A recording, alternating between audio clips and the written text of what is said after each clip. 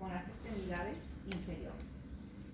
Como dijo la compañera acá, está compuesta por los huesos coxales, que son estos, y este hueso coxal está compuesto por el istmo,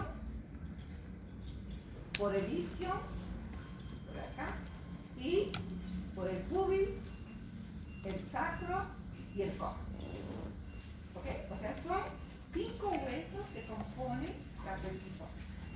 Y en esta misma pelvis ósea vamos a encontrar 3 articulaciones.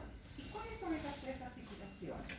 Adelante, la articulación de la cinctriz del pubis, que está acá, acá, la articulación sacrocoxígea y la articulación sacroiliaca. ¿Ok? La próxima, por favor.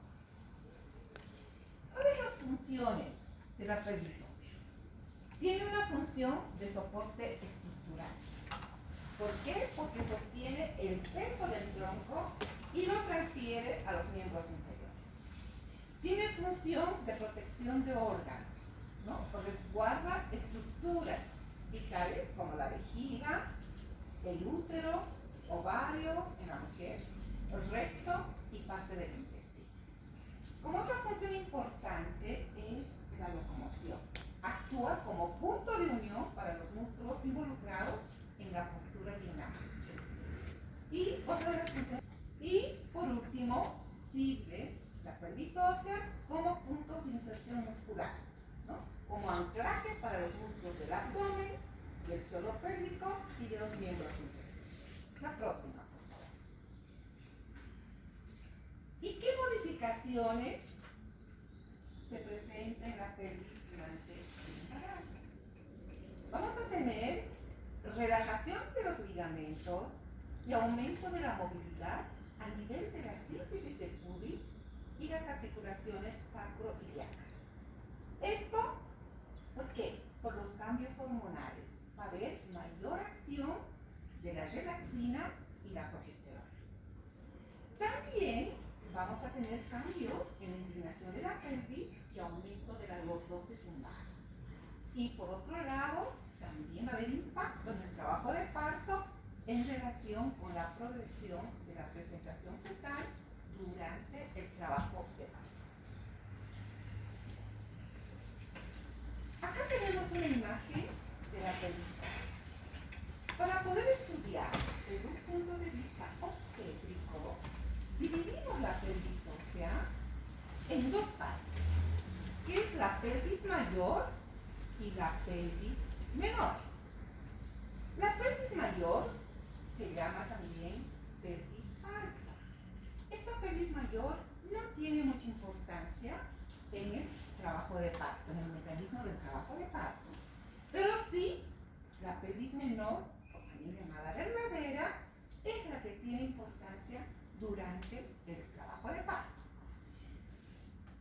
¿Y cómo nosotros hacemos esta división entre la pelvis mayor y la pelvis menor? A través de la línea terminal, o llamada también la línea pectínea. ¿Y cuáles son los puntos de referencia de esta línea terminal? Tenemos primero el promontorio, donde dice 1 el promontorio. Segundo, las alas del sacro. Tercero, la línea innominada. 4, la cresta pectínea y la cresta de Curas. Entonces, a través de estos puntos de referencia, ambos lados, derecho e izquierdo, nosotros vamos a determinar la línea terminal. A través de estos puntos de referencia, vamos a poder hacer la división de la pelvis mayor y la pelvis menor. La próxima. Es más o menos esto. La próxima. Bien. Entonces, la pelvis mayor se encuentra ubicada por encima del estrecho superior de la pelvis.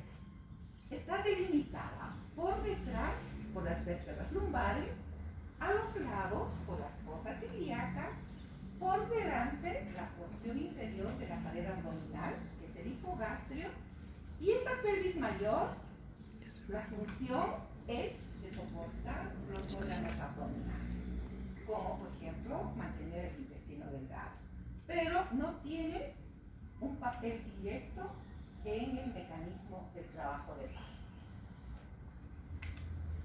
Bien, la que tiene importancia en el mecanismo del trabajo de parto es la pelvis menor, llamada también la pelvis verdadera.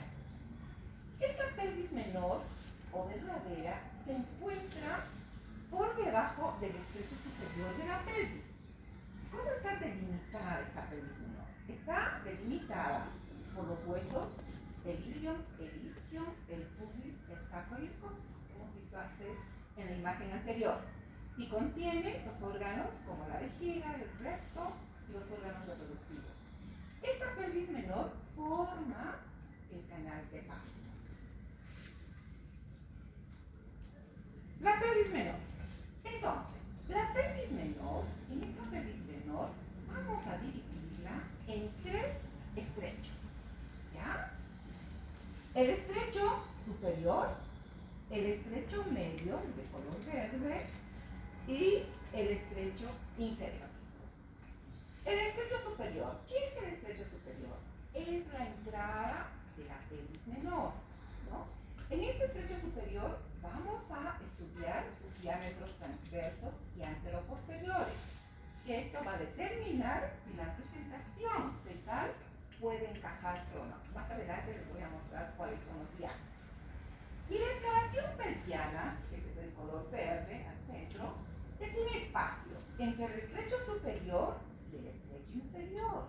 Es aquí donde ocurren todos los movimientos cardinales de la cabeza fetal durante el mecanismo del parto. Y su morfología y dimensiones del estrecho medio o excavación pélvica son importantes para el descenso y la rotación de la cabeza fetal durante el mecanismo de parto. Y por último tenemos el estrecho inferior, que es esto, el anillo azul, que es la salida de la pelvis, que tiene una función importante al finalizar el parto, es decir, cuando ya expulsa el feto. La próxima, por favor. Bien, entonces, ¿cómo está formado el estrecho superior? El estrecho superior es el plano de entrada de la pelvis. Está formado de adelante para atrás, uno, por el borde superior de la sínfisis del pubis.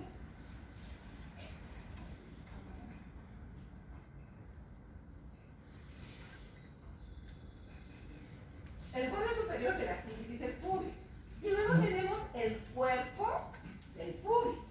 Luego tenemos la eminencia iliopectínea y el borde anterior de los alerones del sacro y el promontorio. O sea, yendo de adelante para atrás. Entonces, estos puntos de referencia son los que nos va a formar el estrecho superior. La próxima, por favor. Bien, en este plano, en este estrecho superior, ¿ya? Vamos a estudiar los diámetros, ¿ya? Vamos a tener diámetros anteroposteriores, diámetros transversos y diámetros oblicuos. Entonces vamos a estudiar en este estrecho superior los diámetros anteroposteriores. ¿Cuáles son esos diámetros anteroposteriores? Son el conjugado verdadero, que debe medir 11 centímetros, el conjugado obstétrico o vera, que mide 10.5 centímetros, y el conjugado diagonal, que mide 12 centímetros. Acá, vemos esta imagen. Si ustedes ven esta imagen, ¿ya? En la parte posterior tenemos el promontorio, ¿ya? Y en la parte de adelante vemos la sínfisis del pubis. Esos diámetros anteroposteriores, ¿ya? Cumplen una función importante para el encaje de la cabeza fetal, ¿ya? Entonces, en el estrecho superior vamos a encontrar estos tres diámetros. No se olviden, el conjugado verdadero, que va del promontorio de atrás hacia adelante hacia el borde superior de la sínfisis del pubis. Ese es el conjugado verdadero, que mide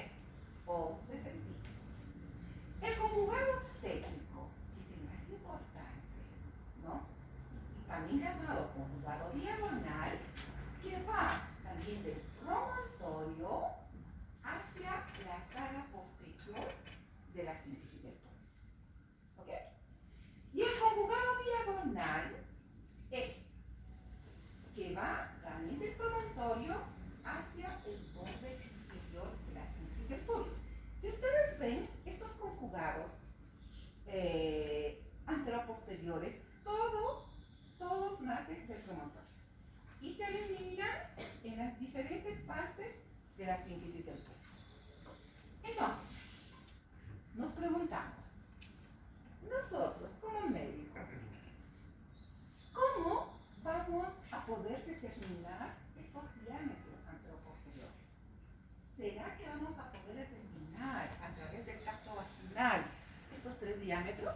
Les pregunto. ¿O qué diámetro nosotros vamos a tener el alcance de poder determinar? ¿Los 3 diámetros o solamente uno? Solamente uno. ¿Cuál? Vamos, sin miedo.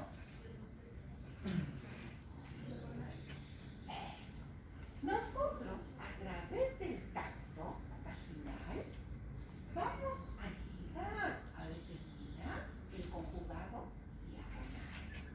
Y a través del conjugado diagonal, vamos a poder determinar el conjugado obstétrico obstétrico. ¿Y cómo es eso? Yo voy a hacer el tacto vaginal con los dedos. Voy a tratar de llegar hacia el promontorio. Si yo toco el promontorio, ¿qué significa? Que es una pelvis estrecha. Normalmente, en el tacto vaginal, no se debe tocar el promontorio. No se llega a tocar. Entonces yo hago tacto y no llego a tocar el promontorio y más o menos desde acá hasta el dedo índice que yo tengo, debe medir como 11 o 12 centímetros, es que uno tiene los dedos muy largos, ¿verdad? Entonces cuando yo hago este tacto y no toco el promontorio, entonces digo de que el conjugado diagonal es 12 centímetros. Y para yo sacar el conjugado obstétrico, yo tengo que restar a esos 12 centímetros 1.5. Y cuando resto 1.5, mi conjugado obstétrico me da 10.5. Entonces, mi paciente que está en trabajo de parto por primera vez, yo como médico debo realizar la pelvimetría para saber si ese feto va a poder tener un parto por vía vaginal. ¿Estamos hasta ahí? Bien. Entonces, estos conjugados se van a encontrar en el estrecho superior. No se encuentran en el estrecho medio ni en el estrecho inferior. ¿Ok? Si yo les pregunto en el examen, ¿el conjugado obstétrico se halla en el estrecho inferior? ¿Verdadero o falso? Falso, ¿verdad? Bien. Ok. Y tenemos otros diámetros, por ejemplo, el conjugado bisacro subpúbico, que ese diámetro anteroposterior se encuentra en el estrecho medio, ¿no? Que mide 12 centímetros.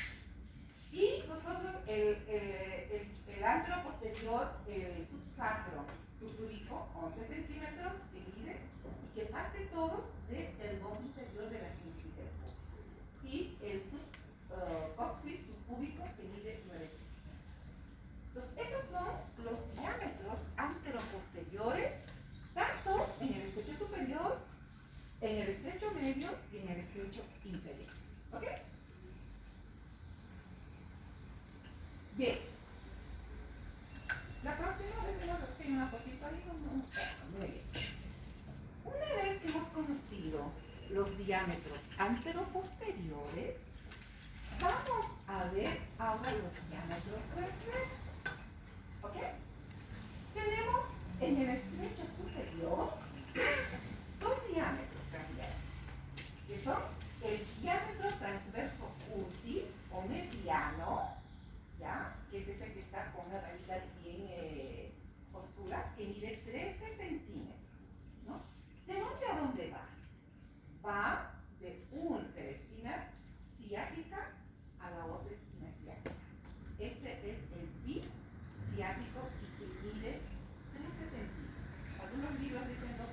a 13 centímetros. Ese es el diámetro transverso útil o mediano. Y el otro diámetro transverso, que es el máximo anatómico, el que está con puntitos separados, que va, es la distancia máxima, ¿no? Que va entre las líneas innominadas. Este mide 13,5 centímetros. En algunos libros dice 13. ¿Ya? Y ese diámetro máximo o anatómico es muy importante porque a este nivel se va a ir encajando la cabeza fetal. ¿Ok? Bien. Estos dos diámetros transversos se encuentran en el estrecho medio, superior o inferior. En el estrecho. Bien.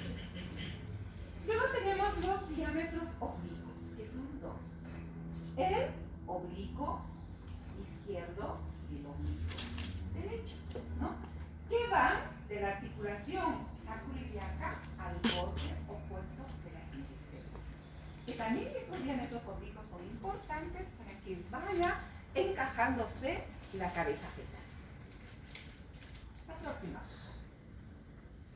Bien, entonces acá les traje para ver lo mismo en la gráfica que hemos visto anteriormente. El conjugado verdadero, que mide 11 centímetros, que va del promontorio del sacro al borde superior de la síntesis del pubis. El conjugado obstétrico vera, que mide 10,5 centímetros, que va del promontorio hacia la parte posterior de la síntesis del pubis. El conjugado diagonal, que mide 12 centímetros, que va del sacro hacia el borde interior de la síntesis del pubis. Y el transverso máximo, que es 13,5 centímetros. Entonces nosotros nos tenemos que acordar de estos diámetros que son los más importantes, principalmente del diámetro anteroposterior obstétrico o vera. La próxima. Acá tenemos los diámetros del estrecho medio, ¿no? Lo propio, tenemos un diámetro, ya, el interespinoso, que es el más pequeño, que mide 10 centímetros. Es la distancia que va de las espinas ciáticas al otro punto de las espinas ciáticas, ¿no? Que son los transversos. ¿Ok? Y en esta parte, pues, ocurren los movimientos del parto, que es la rotación interna de la cabeza fetal. Y entre el diámetro anteroposterior, que mide 11,5 a 12 centímetros, que va de la cara anterior, de la segunda o tercera vértebra sacra, hacia la cara posterior de la síntesis del pubis, ¿no? Entonces, en el estrecho medio tenemos dos diámetros, el anteroposterior y el transverso. La próxima, por favor. Y lo propio, ¿no? Es un repaso de lo anterior. La próxima. Bien. El diámetro bisquiático mide 10,5 a 11. Esta es la distancia entre la tuberosidad isquiática, los puntos más prominentes de los isquiones. Es un diámetro importante para el paso de la cabeza fetal a través de la pelvis, aunque es más amplio y también tiene un papel en la salida del pene. ¿Cómo yo determino el diámetro bisquiático? La próxima, por favor. Este diámetro bisquiático yo voy a determinar a través del puño. Ustedes van a ver durante la revisión a los médicos o los residentes, cuando la paciente está por primera vez dando a luz o llega en trabajo de parto, van a ver que van a hacer un tacto para determinar el diámetro diagonal, y a través del diámetro diagonal sacan el diámetro obstétrico.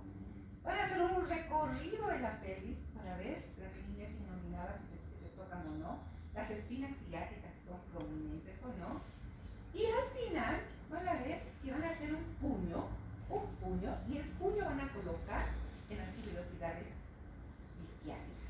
Entonces, esta distancia de los puños tiene que ser mayor a 9 o a 10 centímetros. A eso se refiere el diámetro isquiático que hemos visto hace rato.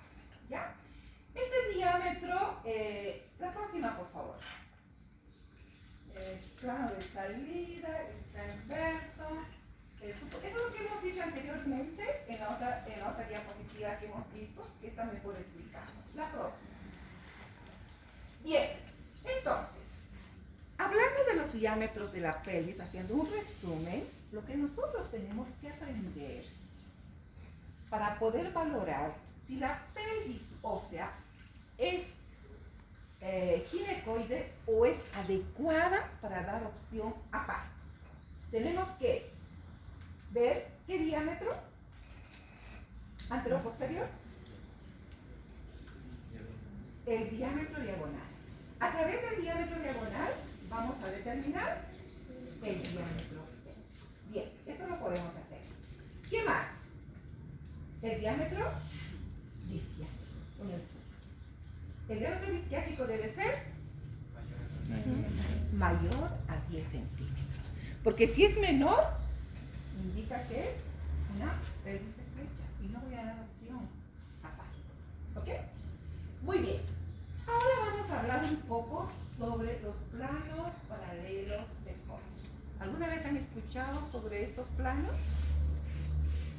¿O todavía no? Bien. Estos planos de Hodge sirven para poder evaluar el descenso de la presentación fetal, ¿no? Durante el trabajo de parto. ¿Okay? ¿Cuál es el propósito? El propósito es determinar la progresión del feto en el canal de parto e identificar si el parto va avanzando adecuadamente durante el trabajo de parto o si hay un riesgo de displasia. ¿Qué significa esto? A través yo del parto, porque yo como médico, cuando mi paciente está en trabajo de parto, pues tengo que controlar a la paciente cada hora, ¿verdad? Y cada hora tiene que haber modificaciones cervicales. Tiene que haber borramiento, tiene que haber dilatación y tiene que haber descenso de la cabeza fetal. ¿Ok? Si la paciente que está unas 2 horas o 3 horas en trabajo de parto y no hay descenso de la cabeza fetal, no hay dilatación, entonces mi paciente está con un problema de distosia. Entonces tengo que buscar qué tipo de distosia. Puede haber distosia de dinámica uterina, puede haber distosia ósea, de que esa pelvis está estrecha y no desciende la cabeza, ¿no? Entonces tengo que investigar qué es lo que está sucediendo con esta paciente. La próxima. Bien, entonces, yo para poder identificar los planos de Hodge, yo tengo que saber qué significa el primer plano de Hodge, qué significa el segundo plano de Hodge y el tercer plano de Hodge y el cuarto plano de Hodge. Acá yo les traje para identificar de dónde a dónde va el primer plano de Hodge. El primer plano va del borde superior de la síntesis del pubis al promontorio del sacro. ¿Ok? ¿Y esto qué significa clínicamente? Cuando la cabeza fetal se encuentra en el primer plano de Hodge, en este límite entre el borde superior de la síntesis del pubis y el promontorio, significa que la cabeza, durante el trabajo de parto fetal, la paciente todavía no está encajada, está flotando, no está encajada, no está firme, ¿ya? Y el segundo plano es cuando la cabecita se encuentra entre el borde inferior de la síntesis del pubis y la segunda vertebración. Ya acá se está iniciando el encaje de la cabecita fetal en la pelvis materna. ¿Ok? Y el tercer plano es una línea imaginaria que pasa a través de las espinas ciáticas de la pelvis. Entonces, cuando la cabeza se encuentra a nivel de las espinas ciáticas, está en tercer plano de Hodge. ¿Y esto qué significa? Que la cabeza está completamente encajada. ¿Ok? Y el cuarto plano, que va de una línea imaginaria desde el vértice del coxis a la parte inferior de la síntesis del pubis. Ya acá la cabeza fetal ya está en periodo expulsivo. ¿Ok? Entonces obstetras manejamos mucho estos términos de primer plano, segundo plano, tercer plano, cuando nuestra paciente se encuentra en trabajo de parto. La próxima, por favor. Entonces, la importancia clínica de estos planos de fondo. Si la cabeza fetal está por encima del primer plano, que significa de que el parto aún no ha iniciado. Esto puede ser pacientes en pródromos de trabajo de parto. Si la presentación está en el tercer plano, el feto está bien encajado. Y en el cuarto plano, el parto está en la fase expulsiva. Entonces, el primer plano, ¿de dónde a dónde va? El borde superior de la sínfisis del pubis. A ver. ¿De dónde a dónde? Al promontorio. El segundo plano.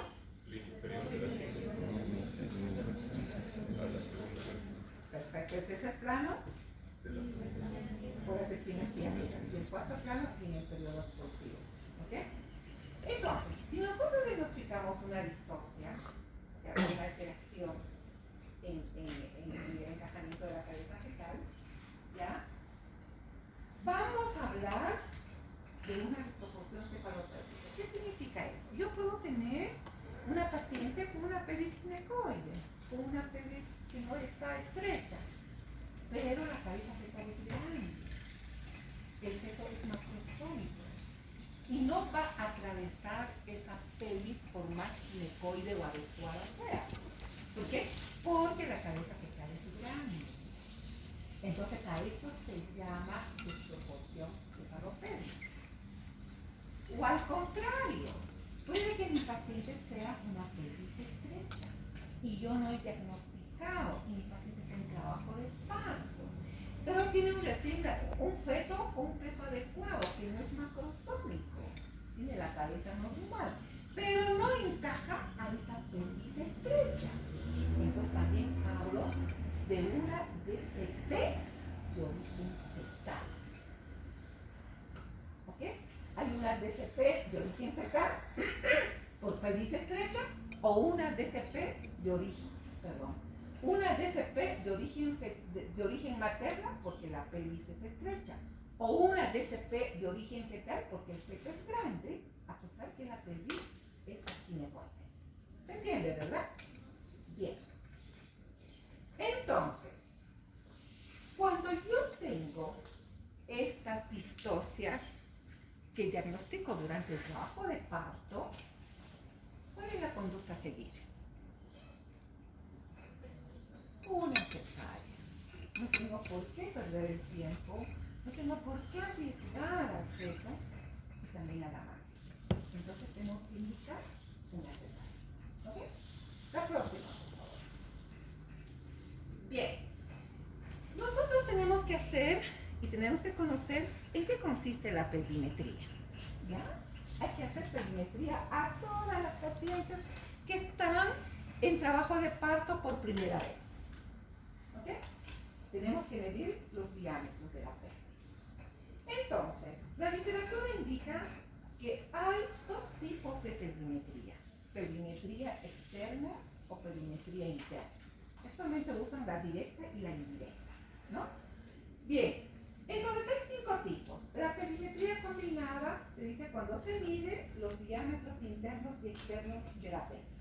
Esto lo podemos hacer a través de una tomografía, a través de una radiografía, esto es la combinada, ¿no? La pelvimetría digital es que a través del tacto vaginal, lo que nosotros hacemos. La pelvimetría radiológica, ¿no? A través de rayos X, que es en desuso. Y la pelvimetría por ecografía, ¿no? Para poder estimar el tamaño fetal, los diámetros de la cabeza fetal, pero esto no se ha difundido mucho en la práctica clínica, por lo tanto no lo usamos, ¿ya?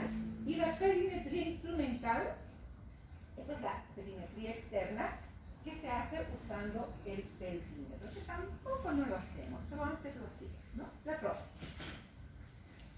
Bien, entonces, ¿en quiénes debemos hacer la valoración clínica de las pelvis? ¿En quiénes? en aquellas mujeres que están dando a luz por primera vez o en aquellas pacientes que su primer embarazo terminó en una cesárea, pero por otra causa. Puede ser por un sufrimiento fetal o por una macrosomía fetal o por una presentación pélvica. Entonces esa paciente en su segundo embarazo hay que volver a valorar si esa pelvis es ginecoide para dar opción a un parto vaginal. Lo que quiero que se lleven de esta clase es si una paciente tiene su cesárea, el próximo embarazo no tiene por qué terminar en una cesárea si tiene ella una pelvis ginecoide.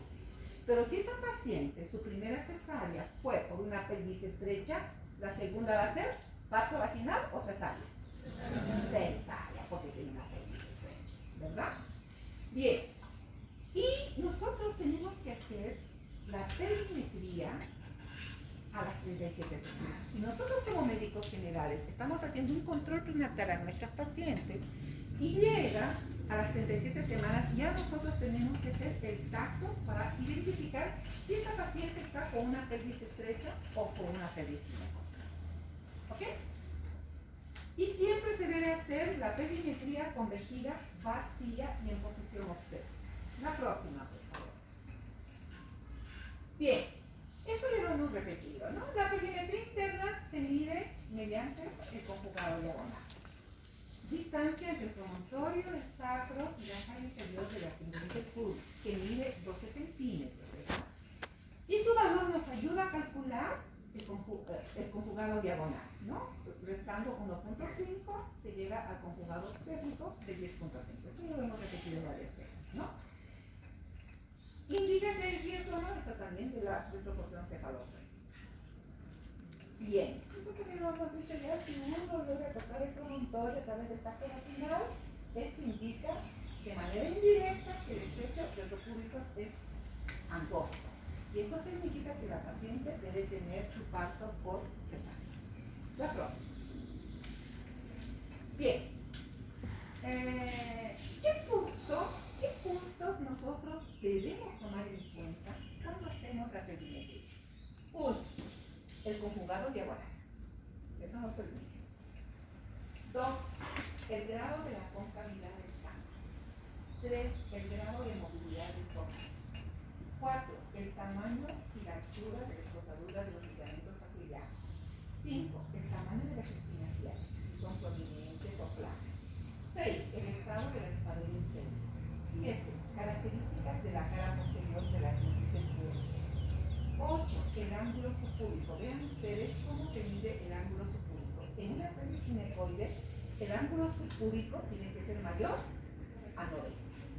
Y el diámetro isquiático, fíjense ustedes el puño, que se hace por debajo del ángulo y que debe medir mayor a 9 centímetros. Entonces, todo esto lo tenemos que tomar en cuenta en el momento de hacer la perimetría interna. La próxima. Ahí se está haciendo el tacto del diámetro diagonal, ¿ya? Y luego sacamos el diámetro, el cálculo obstétrico. La próxima. Eso es lo mismo, estamos repitiendo. La próxima. Bien. La literatura indica que una pelvis ginecoide o una pelvis adecuada, que el mejor perímetro es la prueba del trabajo de parto. ¿Y qué es la prueba del trabajo de parto?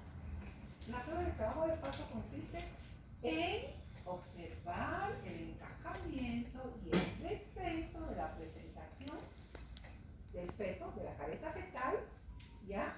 Y para que ocurra eso, ¿qué necesitamos? Que la paciente tiene que tener las contracciones uterinas adecuadas.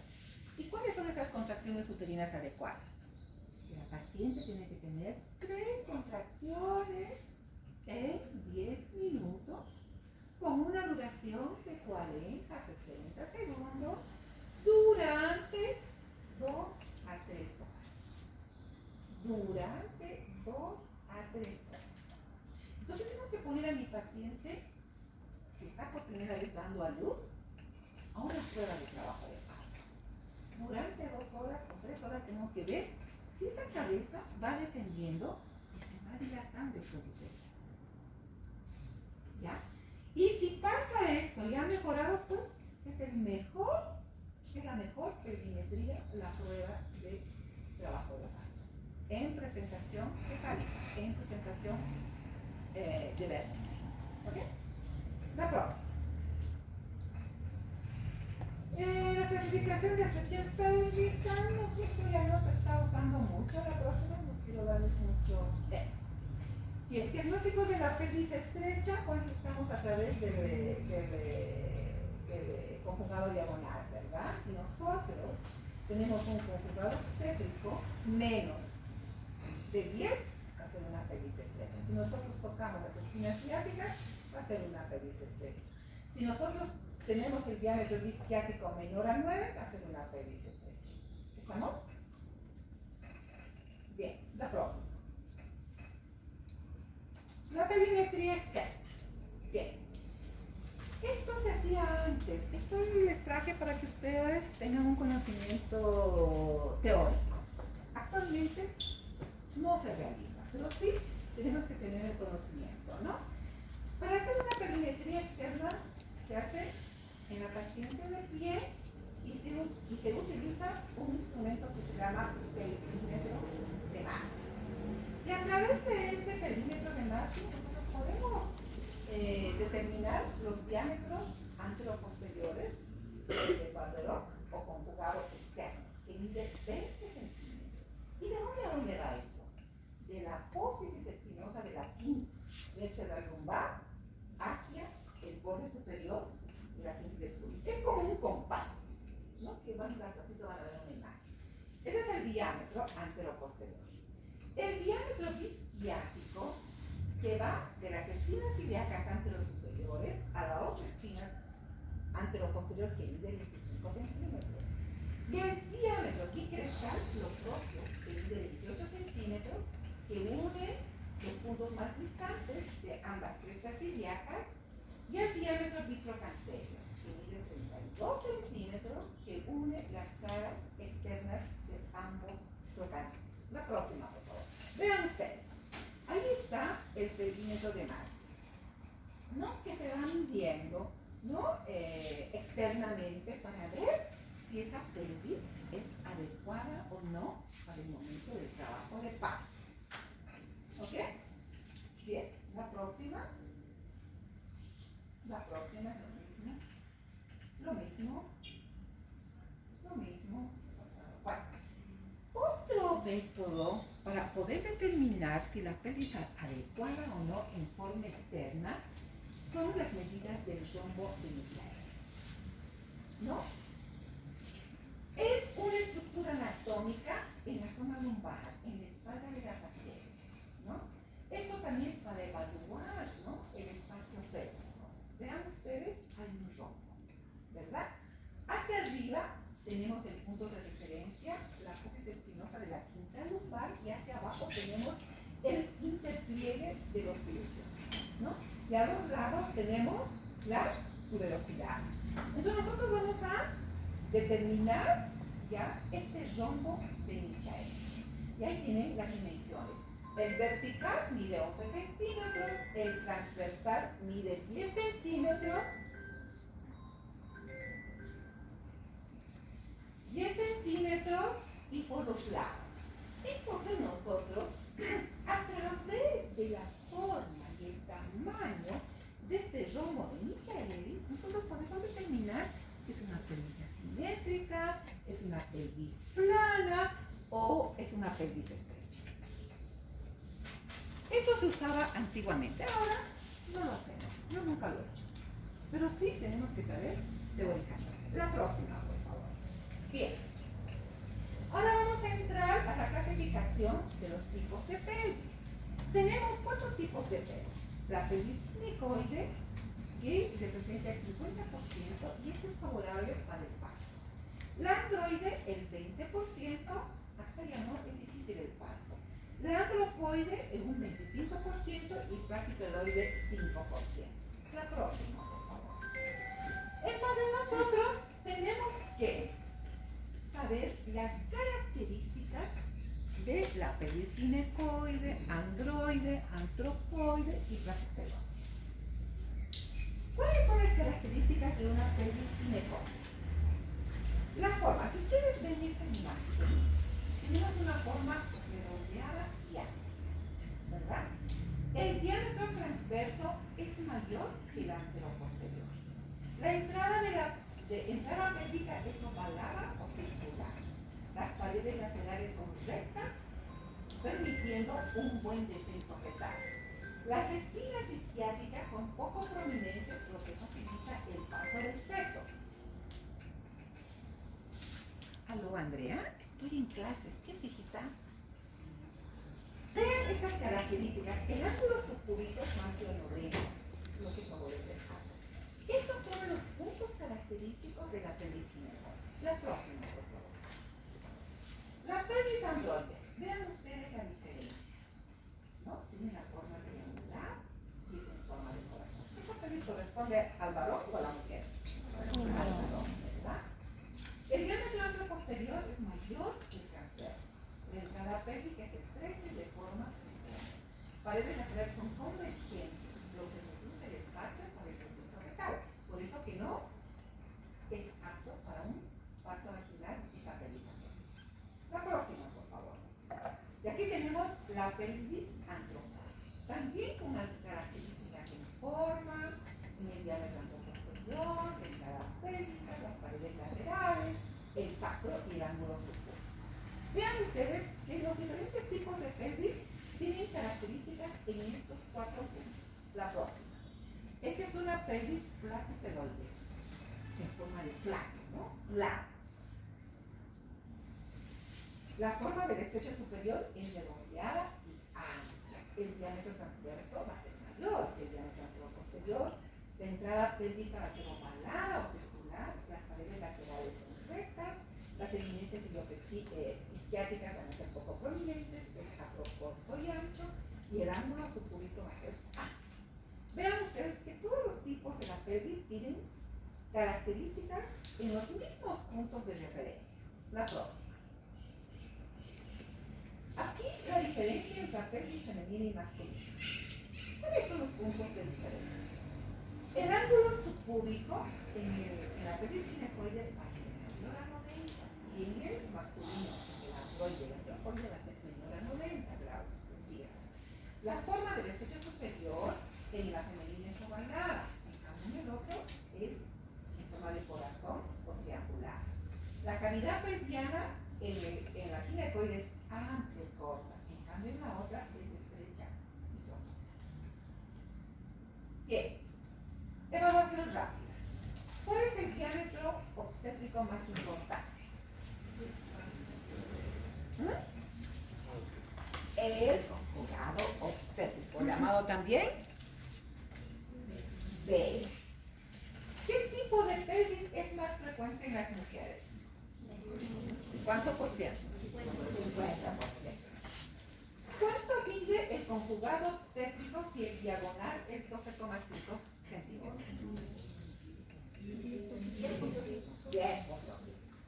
¿Qué pelvis tiene la forma ovalada en sentido antero-posterior?